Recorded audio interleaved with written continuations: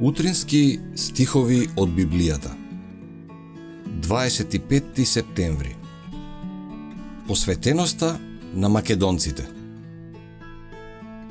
Зашто според можностите нивни, јас сум сведок, а и преку нив, тие даваа доброволно.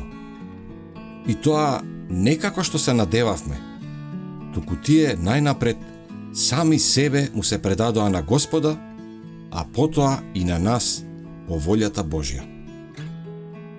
2 Коринтјаните 8, 3 и 5. Речиси, сите македонски верници биле сиромашни во земни добра, но нивните срца се прелевале со љубов Божја и со неговата вистина и драговолно давале за да го помогнат ширењето на Евангелието. Кога се собирале општи прилози во црквите на незнабожците, за да им се помогне на јудејските верници, дарежливоста на македонските обратеници била истакнувана како пример за другите цркви. Пишувајќи им на коринтските верници, апостолот посебно им укажал на Божјата благодат дадена на црквите во Македонија. Дека, иако во прекумерни неволји, нивната изобилна радост и длабоката беда покажаа преизобилство богатство на нивната штедрост.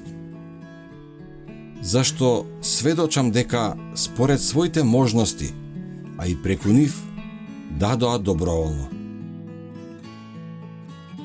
Подготвеноста на жртва од страна на македонските верници била последица на нивното искрено преобратување.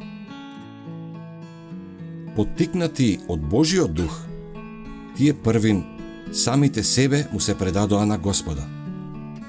И тогаш биле подготвени со радост да ги приложуваат своите средства за проповедање на Евангелието. Не било потребно некој да ги тера да даваат.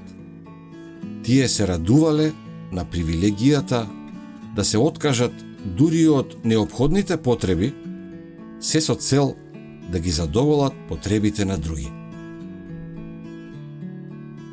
Кога апостолот сакаше да ги спречи, тие упорно го молеа да го прифати нивното дарување.